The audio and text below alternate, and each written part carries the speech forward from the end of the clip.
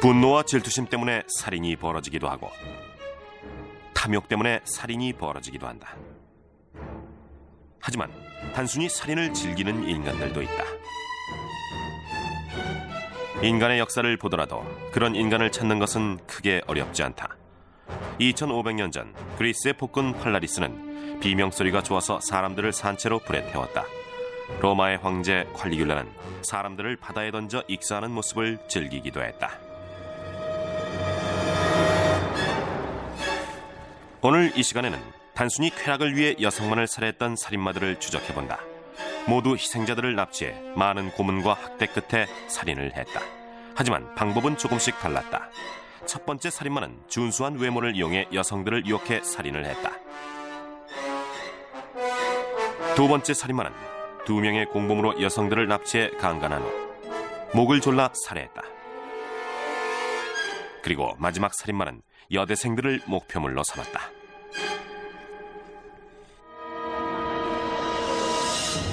(2차) 세계대전이 끝난 다음해 여름, 모두 평화로운 시간을 즐기고 있었다. 하지만 1946년 6월 손발이 잘린 한 여성의 변사체가 옷이 벗겨진 상태로 런던의 한 호텔에서 발견된다.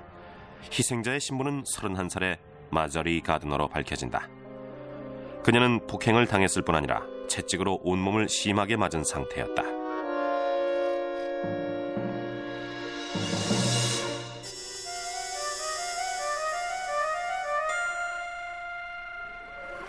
그로부터 3주가 지난 7월 8일, 또 다른 여성의 변사체가 영국 남부 해안의 한 휴양지 덤불 속에서 발견된다.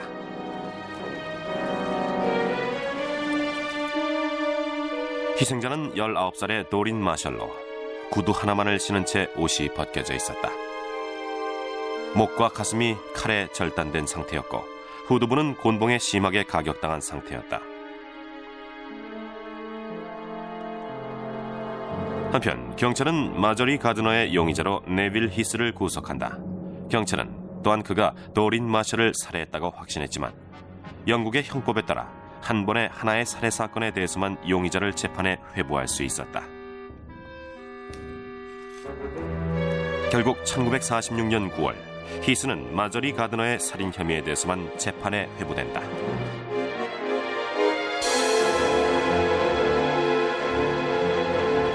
그리고 재판부는 그의 살인 혐의에 대해 유죄를 선고했다.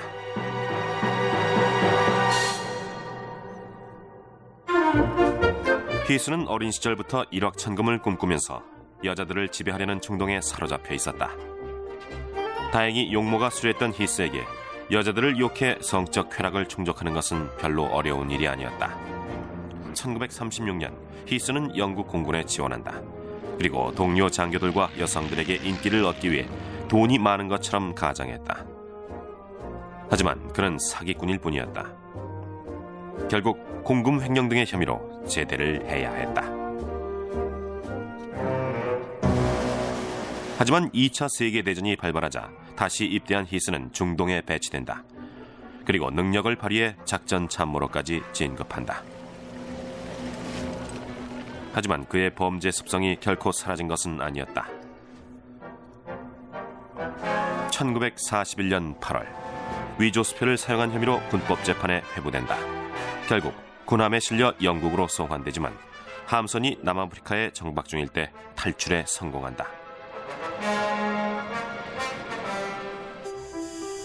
그곳에서 자신을 전쟁 영웅으로 위장한 채 남아프리카 연방 명문가의 한 여인과 결혼을 해서 아이까지 가진다. 하지만 결혼 생활은 오래가지 못했다. 이혼을 한 히스는 1946년 2월 영국으로 귀환한다.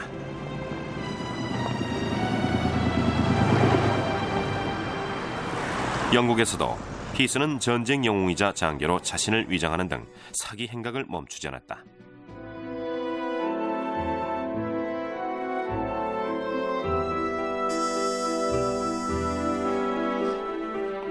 그리고 1946년 6월 신분을 대령으로 위장한 채 런던 노팅힐의 펜브리지 코트 호텔에 투숙했다.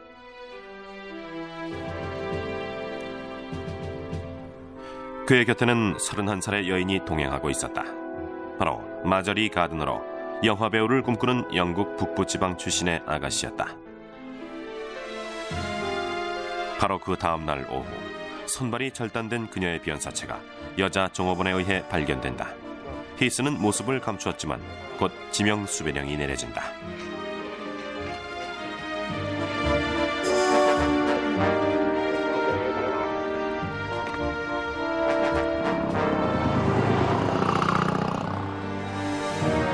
히스는 작은 해안 도시인 번머스로 도피한다. 그리고 그곳에서는 루퍼트 브룩 대위로 위장해 털러드 로열 호텔에 투숙했다.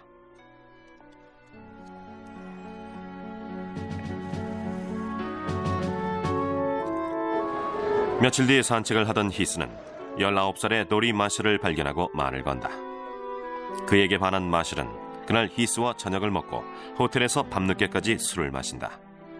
그리고 도린이 택시를 타고 자신이 묵고 있던 노폭 호텔로 돌아가겠다고 하자 히스는 함께 걸어서 가자고 제안한다. 그것이 도린의 마지막 모습이 됐다.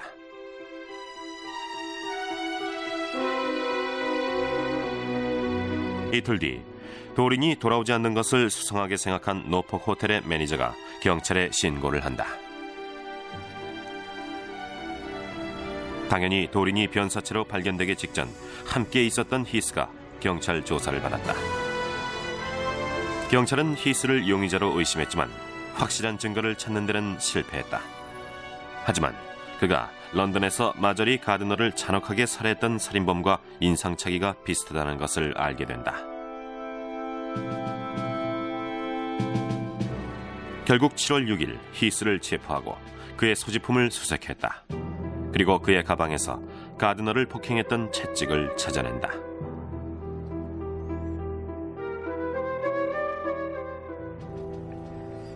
도린 마셜이 살해된 지 이틀 후 경찰은 그녀를 살해한 것도 히스라고 확신했다. 하지만 1946년 9월 마저리 가드너에 대한 살인 혐의로만 기소된다. 히스의 변호인은 그의 정신 이상을 주장하며 무죄를 주장했다. 하지만 배심원들이 그의 유죄를 확인하는 데는 불과 1시간도 걸리지 않았다. 체포 후 히스는 단 한 번도 자신의 만행을 뉘우치는 모습을 보이지 않았고 냉정한 표정만 드러냈다. 3주 뒤 히스는 런던의 펜턴빌 교도소에서 교수형에 처해졌다. 그는 마지막 순간까지도 평정을 잃지 않고 교수형 직전에 위스키 한 잔을 요구하는 여유를 보이기도 했다. 히스처럼 희생자들을 고문하고 학대했던 살인마들은 대부분 단독 범행을 벌였다. 만일 공범이 있었다면 그 희생자는 더욱 늘었을지도 모른다.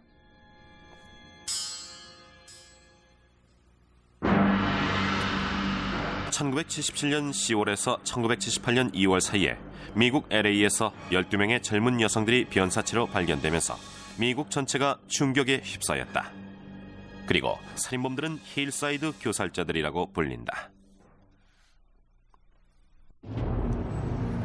1970년대 미국에서 매춘부의 죽음은 별 관심을 끄는 사건이 아니었다. 경찰조차 대개 매춘 과정에서 벌어지는 단순 살인사건 정도로 치부했다. 당연히 1977년 10월 17일 매춘부인 요란다 워싱턴의 변사체가 포레스트 론 묘지 근처의 언덕 위에서 발견됐을 때에도 누구도 관심을 갖지 않았다. 2주 후 또 다른 여성의 변사체가 발견된다. 역시 매춘부로 일하던 15살의 주디 밀러였다. 그녀 역시 요란다 워싱턴처럼 목이 졸려 살해됐고 차량으로 사체가 옮겨진 것으로 추정됐다. 11월 6일에는 무용수인 20살의 리사 캐스틴이 글렌데일 골프장 근처에서 변사체로 발견된다. 성폭행을 당한 후 목이 졸려 살해된 것이 분명했다. 드디어 경찰도 사건들의 공통점에 주목했다.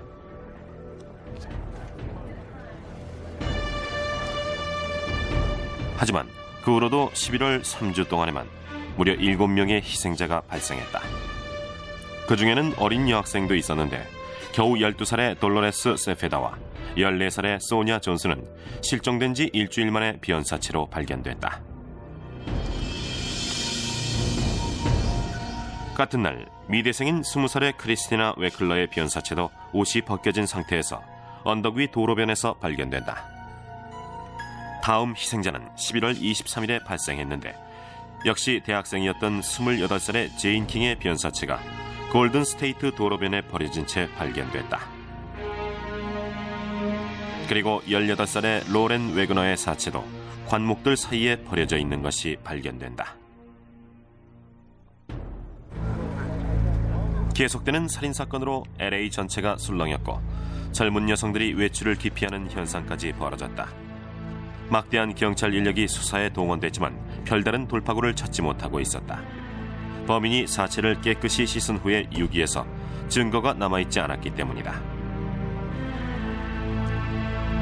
경찰이 범인이 한 명이 아니라 2명일 수도 있다고 추정할 즈음 또 다른 희생자가 발생한다.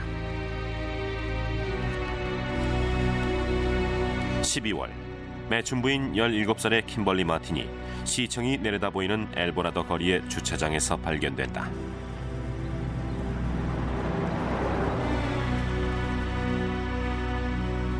할리우드의 한 아파트에서 손님을 접대한 직후였다.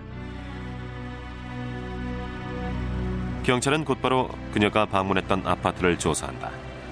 그리고 아파트에 살고 있던 케네스 비앙키로부터 사건이 벌어진 날 밤 비명소리를 들었다는 진술을 확보한다.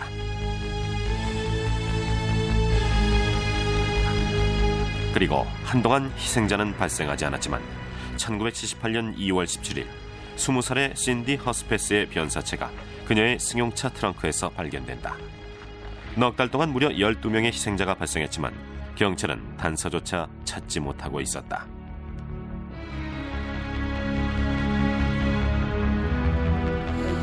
매스컴이 무능력한 경찰을 공격하기 시작하자 LA 특별수사대의 에드 핸더슨 반장은 사건에 대한 자신의 심정을 이렇게 드러냈다. Well, I won't be here forever, I know that, but I'll be on the case until it's solved or I retire.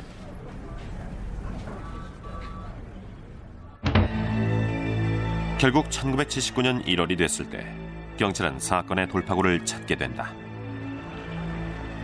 LA에서 수백 킬로미터 떨어진 워싱턴주의 벨링햄시에서 2 여학생이 실종되는 사건이 벌어진다. 실종자인 다이앤 와일더와 캐런 맨딕은 주인들이 집을 비운 동안 저택을 관리하는 일 위해 그 지역 보안회사에 고용된 상태였다. 그리고 그 일을 책임지고 있는 인물이 바로 케네스 비앙키였다. 실종된 2 여학생들은 결국 1월 12일 자신들의 차에서 변사체로 발견된다. 2 사람 모두 강간을 당한 후 목이 졸려 살해된 것으로 판명됐다. 경찰은 비앙키를 용의자로 지목했지만 그는 혐의 사실을 부인했다. 하지만 경찰은 그의 집에서 희생자 중 1명의 소지품이었던 스카프를 찾아낸다. 얼마 뒤 벨링햄에서 벌어진 사건 소식이 LA 경찰국에까지 전해지자 LA 경찰은 비앙키가 연쇄살인범이 틀림없다고 확신한다. 더구나 그의 집에서 희생자들 중 1명이 소지하고 있던 귀금속이 발견된다. 하지만 범인으로 몰리게 된 비앙키는 자신의 사촌인 45살의 안젤로 부오노가 사건을 계획했던 주범이라고 고백한다. 경찰은 곧바로 부오노를 체포했다.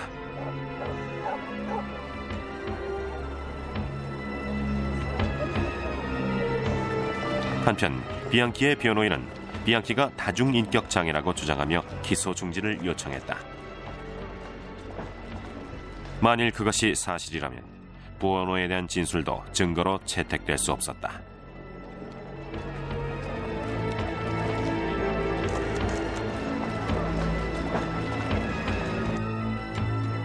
결국 전문가가 비앙키의 정신 상태를 감정하게 된다.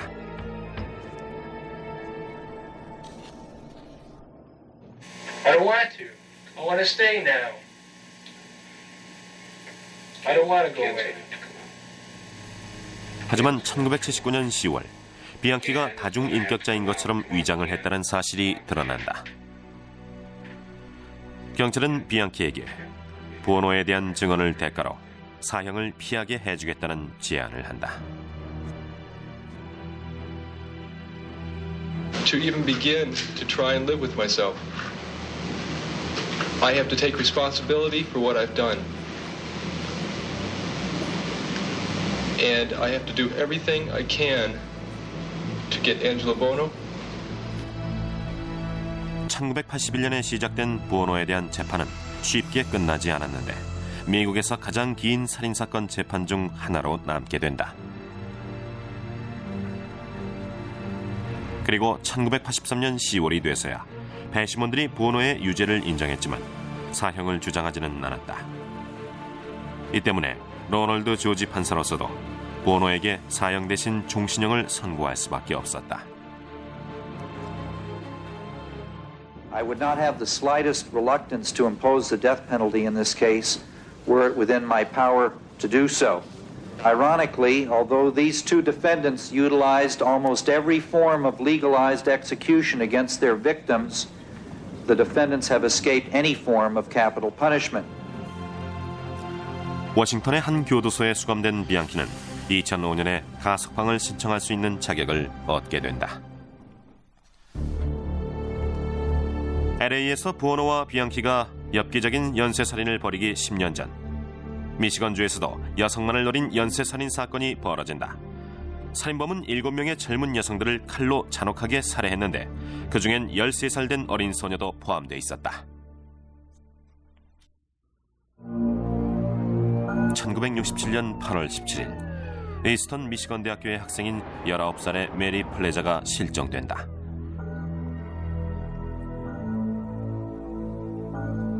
그로부터 4주 후 경찰은 신고를 받고 미시건주의 입실렌트에서 3km 떨어진 농가로 출동한다. 그리고 처참한 모습의 변사체를 발견한다. 실종됐던 메리 플레자의 사체로 그녀는 무려 30번이나 칼에 찔려 잔혹하게 살해된 것으로 드러났다.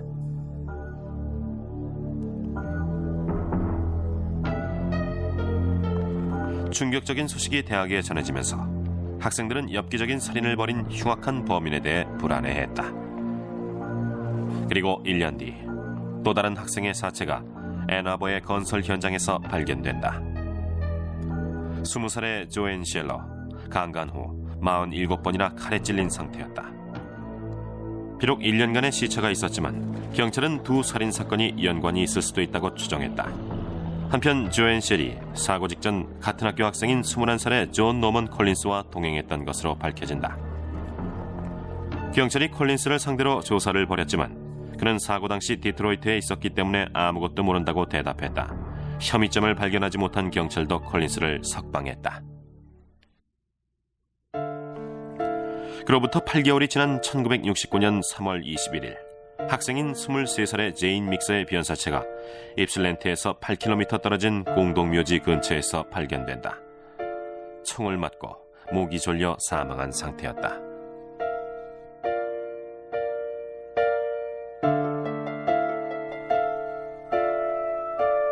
나흘 뒤 건설 현장 인부들이 16살의 메럴린 스켈턴의 사체를 발견한다. 1년 전 조앤 쉘의 사체가 발견됐던 앤 아버의 바로 그 장소였다. 그리고 4월 16일엔 가장 어린 희생자가 발생한다. 13살의 돈 베이섬으로 강간 후에 목이 졸려 살해된 것으로 확인됐다. 그리고 그 후 1969년 7월 25일까지 3명의 여성이 비슷한 방법으로 살해됐다. 마지막 희생자는 18살의 캐런 슈 바이너먼이었는데 이 사건에서 경찰은 용의자를 확보하게 된다. 캐런의 친구들이 그녀가 콜린스와 함께 있는 모습을 봤다고 진술한 것이다. 하지만 이전과 마찬가지로 별다른 증거가 없었던 경찰은 콜린스를 구속하지 못하고 풀어주게 된다. 하지만 경찰은 콜린스가 살고 있던 집을 수색해 지하실에서 그의 유죄를 입증할 수 있는 혈흔을 찾아내는 데 성공한다.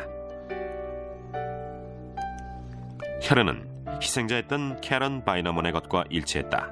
경찰이 그곳 지하실에서 발견한 제모도 그녀의 것으로 확인됐다. 더 이상 콜린스가 빠져나갈 구멍은 없어 보였다.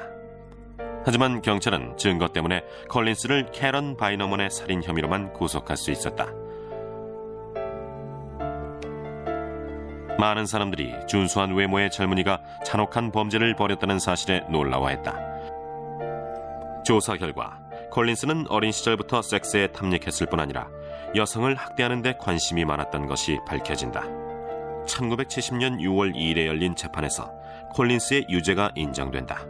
그리고 힘든 노역이 수반되는 종신형을 선고받는다. 역사를 돌아보면 쾌락을 위해 여성을 살해했던 많은 남자들이 있었다. 콜린스, 힐사이드 살인마들, 그리고 네빌 히스도 예외는 아니었다. 그들도 고대 그리스와 로마의 폭군들처럼 잔혹하고 차가운 심장을 가지고 있었다. 네 사람 모두 조금의 죄책감도 없이 여성들만을 살해했던 극악무도한 살인자였다.